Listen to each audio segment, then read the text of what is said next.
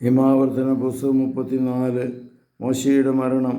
അനന്തരം മോശ മോവാബ് സമുദ്രത്തിൽ നിന്ന് ജെറീക്കോയുടെ എതിർവശത്ത് സ്ഥിതി ചെയ്യുന്ന നെബോ മലയുടെ പിസ്ഗയുടെ മുകളിൽ കയറി. കർത്താവ് അവൻ എല്ലാ ദേശങ്ങളും കാണിച്ചു കൊടുത്തു.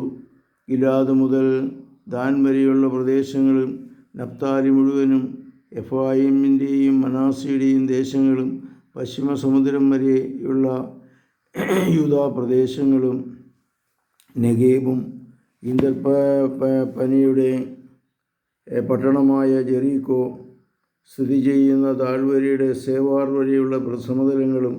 അനന്തരം കർത്താവ് അവനോട് പറഞ്ഞു, നിന്റെ സന്തതികൾക്ക് നൽകുമെന്ന് ഇബ്രാഹത്തോടും ഇസ്ഹാക്കിനോടും യാക്കോബിനോടും ഞാൻ ശപഥം ചെയ്ത ദേശമാണിത്. ഇത് കാണാൻ ഞാൻ നിന്നെ അനുവദിച്ചു, എന്നാൽ നീ ഇതിൽ പ്രവേശിക്കുകയില്ല. കർത്താവിൻ്റെ ദാസനായ മോശ അവിടുന്ന് അരുളിച്ചതുപോലെ മോവാബ് ദേശത്ത് വെച്ച് മരിച്ചു. മോവാബ് ദേശത്ത് ബെത്സ്പോമിന് എതിരെയുള്ള താഴ്വരയിൽ അവൻ സംസ്കരിക്കപ്പെട്ടു. എന്നാൽ ഇന്നുവരെ അവൻ്റെ ശവകുടീരത്തിൻ്റെ സ്ഥാപനം ആർക്കും അറിയില്ല. മരിക്കുമ്പോൾ മോശയ്ക്ക് 123 വയസ്സുണ്ടായിരുന്നു. അവൻ്റെ കണ്ണ് മങ്ങുകയോ ശക്തി ക്ഷയിക്കുകയോ ചെയ്തിരുന്നില്ല. ഇസ്രായേൽ 30 ദിവസം മോവാബ് താഴ്വരയിൽ മോശയെ ഓർത്ത് വിലപിച്ചു. മോശയ്ക്ക് വേണ്ടിയുള്ള വിലാപ ദിവസങ്ങൾ പൂർത്തിയാക്കി. നൂനിൻ്റെ പുത്രനായ യോശുവ ജ്ഞാനത്തിൻ്റെ ആത്മാവിൽ പൂരിതനായിരുന്നു. എന്നാൽ മോശ അവൻ്റെ മേൽ കൈകൾ വച്ചിരുന്നു.